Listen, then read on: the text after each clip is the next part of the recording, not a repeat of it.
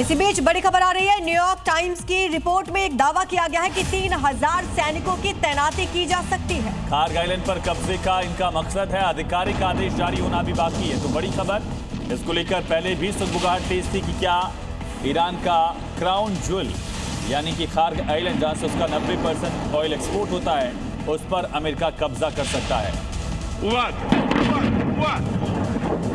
अटल tunnel के आसपास हुई ताजा बर्फबारी ने पर्यटन को नई रफ्तार दे दी है। जहां सैलानियों की भीड़ उमड़ रही है, 20 से 30 सेंटीमीटर जमी बर्फ ने वादियों को सफेद चादर में बदल दिया।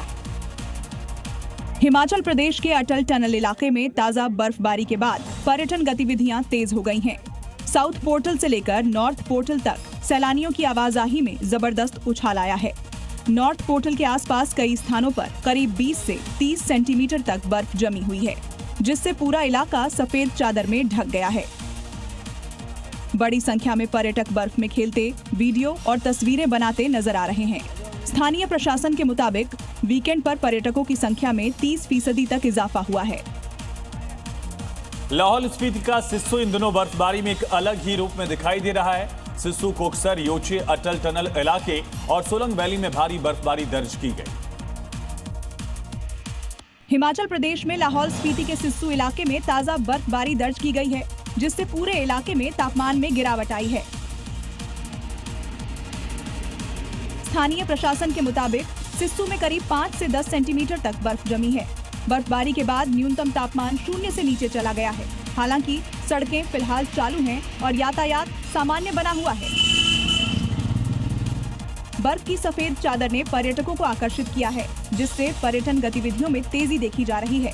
यात्रियों को मौसम का अपडेट लेने की सलाह दी गई है। बीच बड़ी खबर इराक के इरबिल से, जहां पर विद्रोही विपक्षी दलों के मुख्यालयों पर अटैक किया गया है। शुरुआती रिपोर्ट के मुताबिक कई ठिकानों को नुकसान। इस महीने का ये दूसरा बड़ा हमला बताया जा रहा है। दरअसल जो रेजिस्टेंस ग्रुप हैं, उनको लगातार अमेरिका टारगेट कर रहा है इराक में। तो कई ठिकानों को भारी नुकसान पहुंचा है और इस महीने का ये दूसरा बड़ा अटैक बताया जा रहा है। तो जंग का 25वां दिन और इराक का एरबिल और बगदाद लगातार इस युद्ध में दहलता हुआ। कुल्लू मनाली में मार्च की ताजा बर्फबारी के बाद पर्यटकों की आवाजाही में जबरदस्त उछाल आया। होटल बुकिंग से लेकर खासकर वीकेंड और मार्च के बाकी दिनों के लिए तेजी से यहां पर बुकिंग्स बढ़ रही है। मार्च महीने में हुई ताजा बर्फबारी के बाद कुल्लू मनाली में पर्यटकों की आवाजाही फिर से तेज हो गई है। जिला पर्यटन विकास अधिकारी के मुताबिक ग्रीन टैक्स बैरियर से अब तक करीब 82,000 गाड़ियां गुजर चुकी हैं, जो पर्यटकों की बढ़ती संख्या को दिखाने के लिए काफी है। होटल कारोबार और स्थानीय पर्यटन गतिविधियों में भी उछाल देखा जा रहा है। बर्फबारी की वजह से प्राकृतिक सौंदर्य में निखार आया है, जिससे सैलानी बड़ी संख्या में यहां पहुंच रहे हैं। इधर जोजिला पास के आसपास हालात अभी पूरे तरीके से सामान्य नहीं हो पाए हैं। क्लियरेंस दिखने के बावजूद जमीनी स्थिति सीमित आवाजाही की ही है। हल्के वाहनों को शर्तों के साथ मंजूरी दी जा रही है।